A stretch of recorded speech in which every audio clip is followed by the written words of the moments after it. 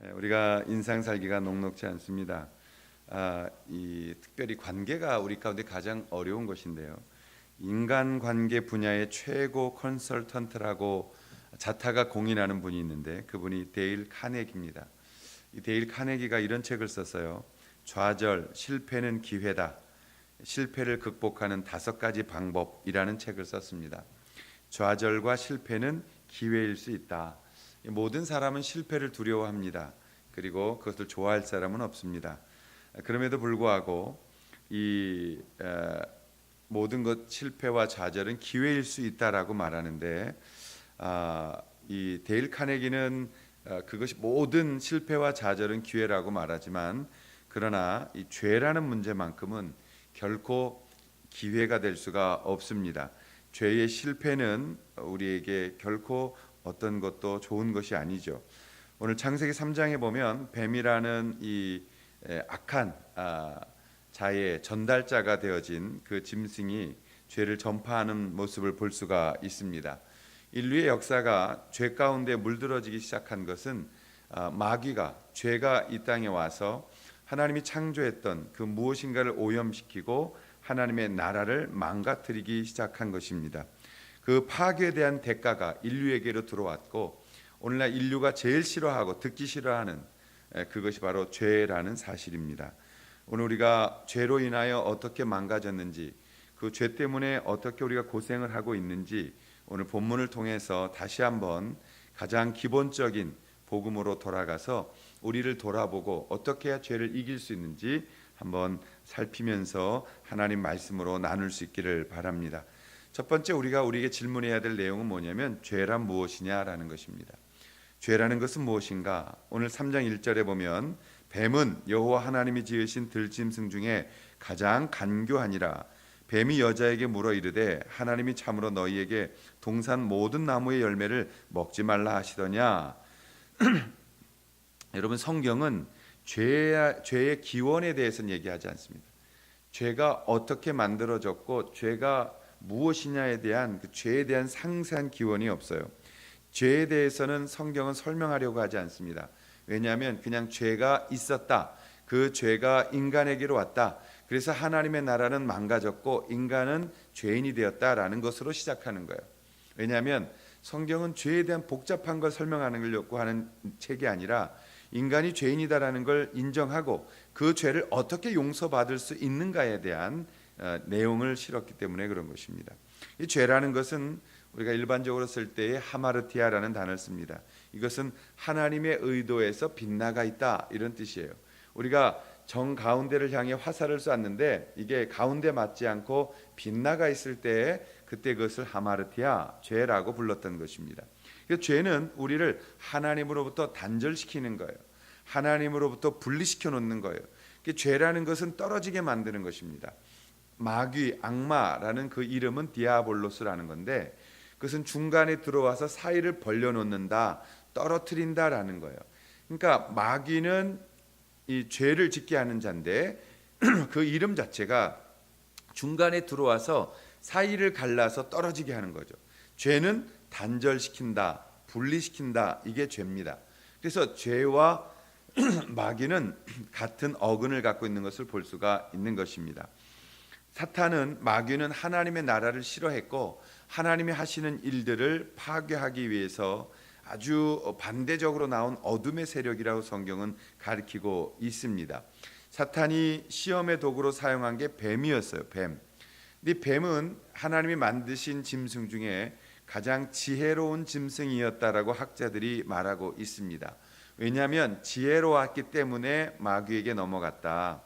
이 뱀의 이름이 히브리어로 아룸입니다. 아룸, 간교하다라는 번역된 이 히브리어는 아룸이라는 건데 그 뜻이 뭐냐면 아주 영리한, 신중한 이런 뜻이에요. 그러니까 이 뱀이 창조물 중에서 가장 영리하고 신중했던 짐승이었다라는 것을 볼 수 있습니다. 그렇게 똑똑했던 짐승이 하나님 앞에 이 범죄함을 했던 것이죠. 그리고 그 죄의 대가로 지금 아주 징그러운 모습을 갖게 되어진 것입니다.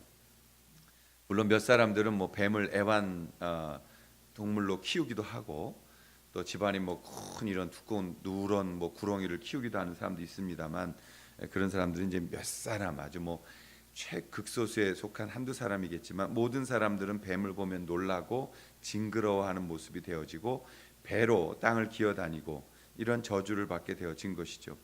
처음에는 하나님의 말씀을 의심하게 만드는 이 디아볼로스라는 중간을 내는 이간질의 모습을 가지고 있었던 것을 볼 수가 있습니다.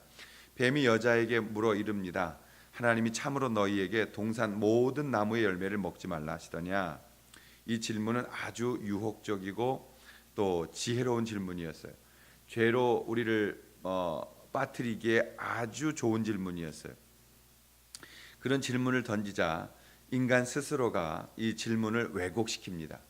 그래서 여러분, 항상 죄라는 것은 무엇이냐면 우리에게 손을 대는 게 아니라 우리에게 말을 시켜요. 그리고 그 말이 스스로 우리가 우리 자신을 부인하게 만들어요. 그리고 우리 자신을 죄짓게 스스로 만들어 버리는 것이죠. 그것을 우리가 이제 스스로 죄를 저지르는 것을 요즘 심리학적으로는 방어기제라, 자기 합리화다, 이런 말을 쓰는 겁니다. 나는 이렇게 할 수밖에 없었어. 나는 하나님 말씀 내려놓고 내가 내 자신을 판단하고 자신을 합리화시키는 그런 것이 죄입니다. 이 정도는 괜찮을 거야. 하나님도 이해해 주실 거야. 이런 우리 스스로가 기준을 만들어 버리는 걸 죄라 그래요. 하나님의 말씀이 기준이었던 것을 인간이 자기의 기준으로 그 기준점을 옮겨버리는 것을 죄라고 부른다라고 성경은 말하는 것입니다. 그래서 이 죄라는 것은 한 번에 많이 옮겨지는 게 아니고 조금씩 스스로가 무너뜨리게 되어지는 것을 볼 수 있습니다. 죄의 시작이 인간에게 시작된 것이 아니라 사탄의 출현으로 말미암아 인간은 거기에 넘어가게 되어진 것이죠. 인간은 하나님을 바라보면서 다른 무엇인가를 붙들지 말아야 됐는데 그게 하나님을 내려놓고 다른 무엇인가를 붙들었다라는 것입니다. 그래서 성경은 우리에게 항상 깨어 있어야 한다. 사탄은 지금도 우리에게 죄라는 그물을 씌우기를 원하고 죄라는 유혹을 통해서 우리 스스로가 우리의 기준점을 조금씩 옮기고 그 옮겨진 것으로 하나님과 갈라지게 만드는, 분리시키게 만드는 것을 죄라고 말하는 것입니다. 오늘 죄는 우리를 하나님이 지으신 아름다운 하나님의 의도에서 빗나가게 하고 하나님의 명령에서 멀어지게 하고 하나님과의 관계를 깨는 것이 죄라는 사실을 우리가 볼 수 있는 거죠. 그 하나님과의 관계가 깨어지니까 6절에 보면 여자가 그 나무를 본즉 먹음직도 하고 보암직도 하고 지혜롭게 할 만큼 탐스럽기도 한 나무인지라 여자가 그 나무를 열매를 따먹고 자기와 함께 있는 남편에게도 주매 그도 먹은지라, 이렇게 되어 있습니다. 여러분, 우리가 하와가 이 뱀에게 혼자 끌려가서 시험 받은 건 아니었던 것 같아요. 보니까 하와가 그 선악과를 먹고 바로 남편에게 주었다, 남자에게도 주었다라는 것을 보면 이 남자의 죄가 가장 큰 거예요. 그 남자가 그걸 지켜주지 못했고 남자가 에덴 동산에 죄가 들어오지 못하도록 지켰어야 되는데 그것을 지키지 못한 거예요. 그것 때문에 죄가 이 에덴 동산에 하나님의 나라에 들어오게 되었고 그것으로 여자가 유혹받고 남자에게도 죄를 짓게 만들었다는 것입니다. 그래서 창세기 3장 22절에 보면 여호와 하나님이 이르시되 보라 이 사람이 선악을 아는 일에 우리 중 하나같이 되었으니 그가 그의 손을 들어 생명나무 열매도 따먹고 영생할까 하노라 하시고 그것을 불로 지키게 만드셨던 것이죠. 여러분, 여기서 안다는 것은 구별한다는 거예요. 하나님의 명령을 따르지 않고 우리가 스스로 선이라고 악이라고 구별해버리는 능력을 가졌다. 하나님의 기준으로 선과 악을 구분하는 것이 아니라 인간 스스로 내가 선이다 악을 구분하게 되었어요. 그리고 진리가 아닌 가치관을 가지고 오늘날의 시대는 악과 선을 구분합니다. 오늘 세상들 바라보십시오. 하나님의 명령을 선으로 하고 여기고 하나님의 명령이 아닌 것, 하나님의 뜻이 아닌 걸 악이라는 기준을 버리고 인간 스스로가 자기의 기준으로 하나님의 말씀을 범해버리고 있잖아요. 동성연애나 기타 등등 이 세상을 바라보게 되어지면은 여러분 이건 굉장히 심각한 선과 악의 기준이 바뀐 것을 볼 수 있습니다. 그래서 우리 그리스도인들은 어떻게 생각해야 되냐면 하나님의 명령, 하나님의 말씀이 선이요 하나님이 원하시지 않는 게 악이다라는 기준을 가지셔야 돼요. 세상의 기준은 그 다음의 문제예요. 하나님의 법, 하나님의 말씀, 하나님의 기준이 우리의 기준이 되어져야 우리의 죄가 분명하게 죄된다는 것을 알 수 있는 것입니다. 그러므로 죄란 하나님 앞에서 우리 사이를 멀어지게 하고 또 사람과 사람을 파괴하고 또 그 사람들을 갈라지게 만드는 모든 근원되는 것을 죄라고 우리는 부르는 것입니다. 그러므로 우리가 죄를 바로 알고 하나님 앞에서 깨지지 않도록 갈라지지 않도록 또 분리되지 않도록 우리가 최선을 다해서 주님의 이 나라와 주님의 영광을 드러내야 된다는 사실을 잊지 말고 죄에 대한 분명한 인식, 기준을 가질 수 있기를 주님의 이름으로 부탁을 드립니다. 그럼 죄의 결과는 무엇이냐? 이 죄의 결과는 7절과 8절 보시면 이에 그들의 눈이 밝아져 자기들이 벗은 줄을 알고 무화과 나뭇잎을 엮어 치마로 삼았더라. 그들이 그날 바람이 불 때 동산에 거니시는 여호와 하나님의 소리를 듣고 아담과 그의 아내가 여호와 하나님의 낯을 피하여 동산 나무 사이에 숨었다라고 되어 있습니다. 여러분 죄를 짓고 나니까 아담과 그의 아내가 한 행동이 7절이에요. 서로가 벗은 줄을 알았어요. 그리고 나서 창피하다라는 거예요. 창피하다. 이게 원래 안 창피해야 되는 거예요. 근데 창피하게 느껴진 거죠. 그래서 무화과 나뭇잎고 서로가 가리게 된 거예요. 누가 본다고? 서로를 바라보면서 창피함을 알게 된 거예요. 그동안엔 서로 창피하지 않았어요. 서로 약점도 연약한 것도 바라보면서 끌어안아줄 수 있었는데 죄 짓고 나니까 서로를 바라보면서 창피한 거예요. 부족함을 아는 거예요. 그 창피함 때문에 무화과 나뭇잎으로 나를 가리는 거예요. 나를 숨기는 거예요. 이게 다 드러내지 않는 거예요. 내 속 안에 무엇인가 감춰놓는 거예요. 관계적으로는 그렇게 됐어요. 하나님하고는 어떻게 됐어요? 나무 사이에 가서 숨었어요. 하나님의 음성이 두려워서 자기가 다스려야 할 그 나무 사이에 자기의 몸을 숨기고 하나님 눈을 피했다라는 것입니다. 여러분 그래서 그 다음부터 우리는 나무를 우상으로 섬기고 하나님을 피할 수 있는 것들을 우상으로 갖다 대는 거예요.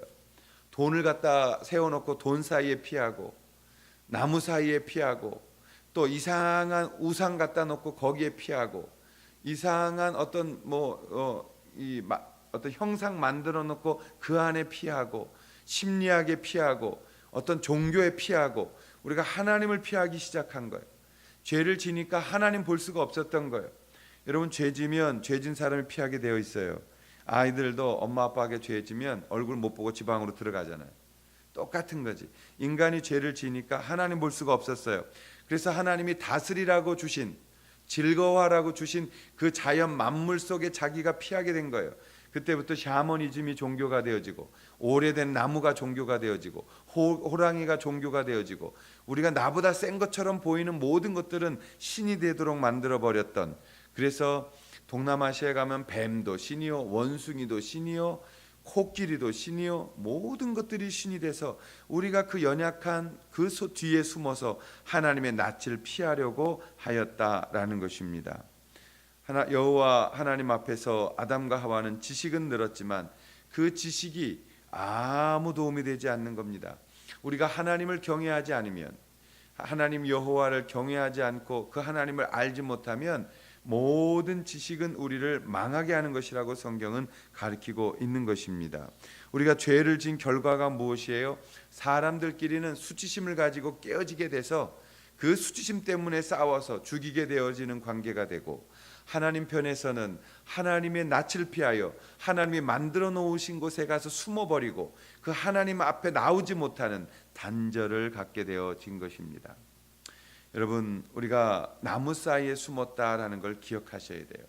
나무에게 보호받으려고 한다라는 것은 얼마나 어리석은 것입니까? 우리의 약점이 이젠 두려움의 원인이 되어지고 상대가 나를 해치려고 생각하니까 내가 먼저 가서 그를 쳐야 하는 이러한 죄 가운데 빠지게 되어진 것입니다. 그래서 죄의 결과는 무엇이에요? 첫 번째, 하나님과의 관계에서 자꾸 숨게 만드는 거예요. 오늘날도 여러분이 숨어버리잖아요. 하나님하고 관계가 안 좋아지면 첫 번째 뭐예요? 숨습니다. 교회 오기 싫어져요. 말씀 보기 싫어져요. 기도하기 싫어져요. 성도들 만나기 싫어져요. 목사 싫어져요. 목사 싫어하는 분들 다시 한번 여러분을 점검해 보셔야 돼요. 우리가 다 싫어지는 거예요.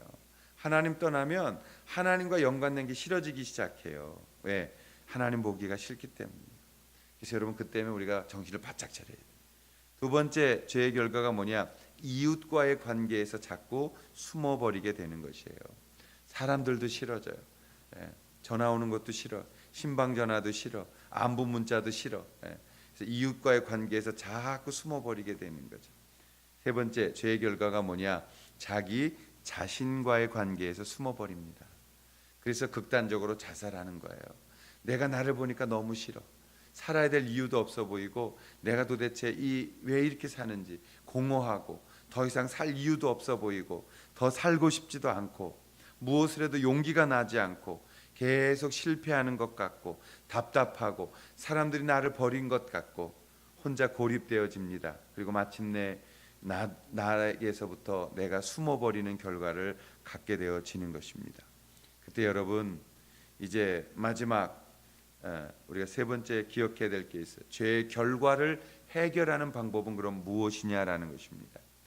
오늘 성경은 우리에게 가르치십니다. 그것은 죄를 덮는 은혜의 가죽옷을 입어야 한다는 것이에요. 우리에게 기회가 없다면 우리도 세상 사람들처럼 살아갈 수밖에 없지만 그러나 예수 믿는 사람들에게는 하나님께서 은혜의 가죽옷을 지어 입히셨다라는 것입니다. 첫 번째 은혜의 가죽옷은 어디에 나오냐면 15절에 나옵니다. 주께서 말씀하세요. 내가 너로 여자와 원수가 되게 하고 내 후손도 여자의 후손과 원수가 되게 하리니 여자의 후손은 내 머리를 상하게 할 것이요 너는 그의 발꿈치를 상하게 할 것이니라 하시고, 하나님은 죄를 해결해 줄 여자의 후손을 약속하십니다. 우리가 이것을 가리켜서 원복음이라 그래요. 오리지널 가스펠이라고. 이게 주님이 이미 우리가 죄를 짓는 순간 복음을 주셨어요. 어떤 복음? 승리하게 하리라, 이기게 하리라, 돌아오게 하리라, 다시 내게로 오게 하리라. 그 복음을 선포하셨다는 것에서 우리는 큰 은혜의 감격을 가질 수가 있는 것입니다. 예수 그리스도 그분이 이 땅에 오실 것입니다. 여자의 후손으로 오실 것입니다. 모든 인류는 남자의 후손입니다. 그러나 남자의 그 후손이 아닌 여자의 후손은 한 분밖에 없습니다. 그것은 여자의 몸을 빌려 오신 예수 그리스도, 그분만이 우리를 구원하실 수 있는 분이다라고 성경은 가리키는 것이죠. 그분이 오셔서 우리를 구원할 것이다, 완전한 우리에게 은혜를 주실 것이다라고 원복음 오리지널 가스펠은 말하고 있는 겁니다. 두 번째 가죽옷은 무엇이냐면 21절에 보면 여호와 하나님이 아담과 그의 아내를 위하여 가죽옷을 지어 입혔다 그래요. 그 당시에는 짐승을 잡아먹지 않았어요. 짐승의 가죽옷을 입지 않았어요. 그 가죽옷이라는 것은 어떤 짐승이 가죽을 내놓기 위하여 죽어야 됐다는 거죠. 어떤 짐승이 아담과 하와를 옷이 되어주기 위하여 목숨을 버려야 됐다는 거예요. 아담과 하와를 보호하기 위하여 자신의 목숨의 피 흘림을 내놓았다라는 것입니다. 이것이 두 번째 은혜의 가죽옷입니다. 주님께서는 예수 그리스도께서 우리를 위하여 피 흘리시고 죽으실 것이다. 그 피가, 그 죽음이 너희의 수치를 가려주게 될 것이고 너희들이 돌아오게 될 것이다라고 말씀하고 있는 것입니다. 이사야서 53장 5절에 보시면 그가 찔림은 우리의 허물 때문이요 그의 상함은 우리의 죄악 때문이라. 그가 징계를 받음으로 우리는 평화를 누리고 그가 채찍에 맞음으로 우리는 나음을 입었도다라고 말씀하고 있습니다. 예수께서 채찍에 맞고 피 흘려 죽으심으로 그 피가 모든 인류의 죄를 구원하게 되어진 하나님의 은혜의 가죽옷이 되어줄 수 있었다라는 것입니다. 신약에 와서는 그래서 예수 그리스도를 어린 양으로 자꾸 비유합니다. 어린 양 되신 그분께서 우리를 위하여 죽으시고 그분의 죽음이 곧 우리의 수치를 가려주시고 우리를 온전케 살아나게 하셨다는 이 복음의 말씀, 그것이 두 번째 은혜의 가죽옷이죠. 세 번째 은혜의 가죽옷은 23절에 보시면 여호와 하나님이 에덴 동산에서 그를 내보내셨다라고 되어 있습니다. 아니, 에덴 동산은 죄 때문에 쫓겨난 것 아닙니까? 예, 그렇습니다. 그러나 여러분, 이 쫓겨남은 저주가 아니고 두 번째 기회를 주는 거예요. 세컨드 찬스가 있는 거죠. 무슨 말이냐면 에덴 동산에만 있으면 인간은 죽는 겁니다. 그런데 하나님께서 이 언약의 동산에서 내보내는 거예요. 왜? 저주받지 않기 위해서. 나가, 빨리 여기서 나가서 밖에서 나를 만나자. 예. 하나님 사랑하셨기 때문이에요. 에덴에 있으면 죽는다, 빨리 나가라, 에덴 밖으로 나가라, 그래야 다른 언약을 줄 수 있다고. 그래서 밖으로 내보내시는 거예요. 그리고 두 번째 언약을 주시죠. 그게 뭐예요? 제사제도예요. 제사제도. 가인과 아벨이 제사를 드리는 걸 보면 아담과 하와가 제사를 드린 겁니다. 하나님이 나가서 제사를 드리라고, 그 제사 위에서 내가 너희를 만나겠다고, 내가 너희를 버린 것이 아니다, 내가 너희를 긍휼히 여길 것이다, 너희를 놓치지 않을 것이다, 너희들에게 다시 나를 만날 수 있는 기회를 줄 것이다, 나가서 제사를 드리면 그 제사 위에서 내가 너희를 만날 것이다. 그 제사가 나중에 홀리 텐트라는 출애굽기의 성막이 되어진 것이고, 그 성막이 성전이 되어진 것이고, 예수 그리스도께서 오셔서 우리를 온전히 구원하시고 나서는 그 구원이 우리 안에 있으므로, 우리 안에 성령이 계시는 우리 안에 우리가 바로 주님의 이 만나는 장소가 되어진 것이죠. 오늘 주님께서는 우리를, 아담과 하와를 에덴에서 내보내고 두 번째 기회를 주고 계신 것입니다. 나가라고, 그 속에서 내가 너를 만날 것이다 라고 말입니다. 그리고 예수 그리스도가 오셔서 우리를 위하여 십자가에 죽으십니다. 저는 이 십자가가 왜 예수님의 죽음의 방법이었는가를 고민해 본 적이 있어요. 사실 저 십자가라는 것은요, 이렇게 서 있는 큰 기둥은 골고다 언덕에 있는 거예요. 그러면 쇠사슬을 매서 도르래로 땡겨 올리는 거죠. 이렇게 눕혀 있어. 이게 눕혀 있으면 사람이 가서 거기 눕습니다. 근데 이 옆으로 가로로 된 저 십자가는 자기가 메고 가는 거예요. 저 십자가 옆에 가로로 된 건 메고 올라가서 이제 그 탁 내려놓으면 그 몇몇의 사형 집행원들이 길게 세로로 세워져 있는 나무에 사람을 눕혀요. 그리고 나서 눕혀놓고 못질을 하는 거예요. 다 못 박아 놓고서는 도르래를 통해서 끌어올려요. 당기면 이 나무가, 십자가 이렇게 서는 거예요. 왜냐? 이 옆으로 가로로 매는 거는 자기 죽을 사람이 메고 오는 거지만, 세로로 높인 거는 계속 박을 수가 없잖아요. 장소가 한 군데니까. 그래서 로마인들은 거기에 눕혔다 세웠다를 하면서 죽이는 것이죠. 그렇기 때문에 예수님이 왜 십자가의 죽음을 당하셨을까? 저 십자가의 죽음은 그 당시에 가장 비참한 죽음이었어요. 저 십자가의 죽음을 너무너무 싫어했어요.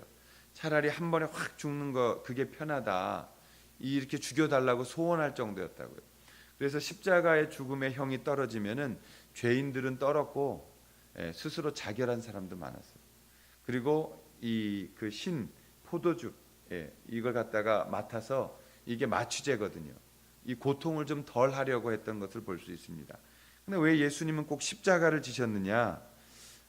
뭐 이게 성경적으로 옳은지는 모르겠습니다만, 저는 묵상하다가 이 창세기를 보면서 그렇게 생각이 들더라고요. 인간이 나무 사이에 숨었잖아요. 인간의 갖고 있는 컴플렉스는 이 나무 컴플렉스래요. 항상 아담과 하와가 하나님 피해서 나무에 숨었기 때문에 그 나무의 약점, 나무에 갖고 있는 인간들의 컴플렉스를 예수 그리스도께서 치유하셨던 것 아닌가. 그래서 친히 여러 가지 죽음이 있었지만은 십자가에 죽으시는 형을 선택하신 것이 아닌가. 그리고 그 십자가에서 보혈을 흘리면서, 이제 봐, 내가 너희들이 가지고 있던 그 약점, 너희들의 그 속상했던 것, 나무 뒤에 숨어서 하나님의 음성을 피했던 너희들이 이제는 이 나무 앞으로 나아오면 구원받을 수 있어. 이제 이 나무를 통해서 너희들은 약점이 치유될 수 있어.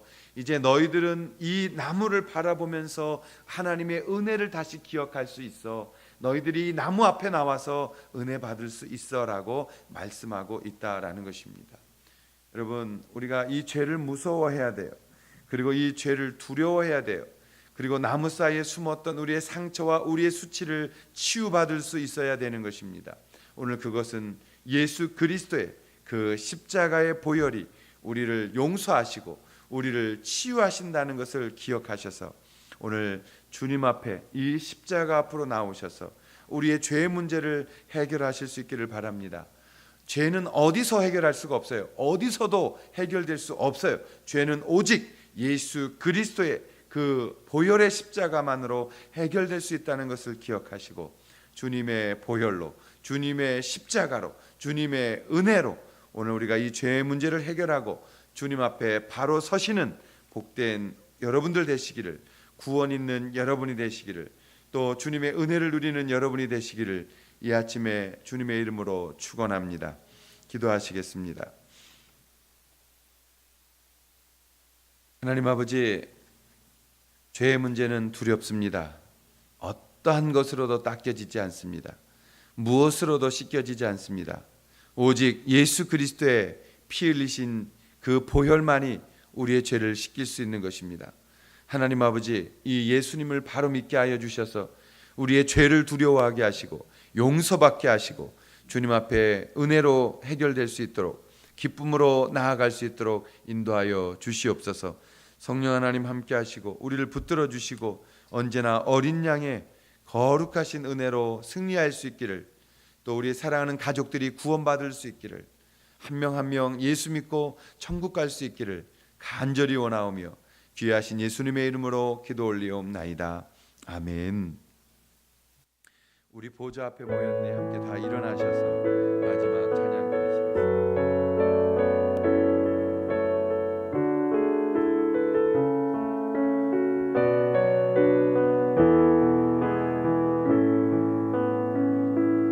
우리 보좌 앞에 모였네. 함께 주를 찬양하며 하나님의 사랑 그 아들 주셨네. 그의 피로 우리 구원받았네. 십자가에서 쏟으신 그 사랑 강같이 온 땅에 흘러 각 나라와 족속 백성 방언에서 구원받고 주 경배 드리네. 구원하심이 보좌에 앉으신 우리 하나님과 어린 양께 있도다.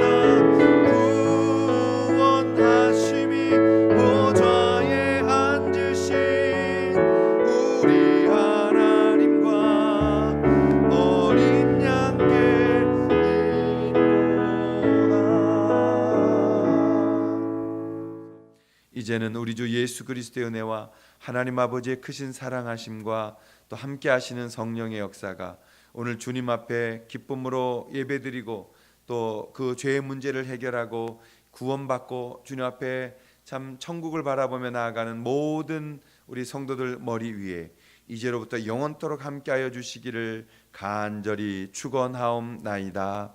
아멘.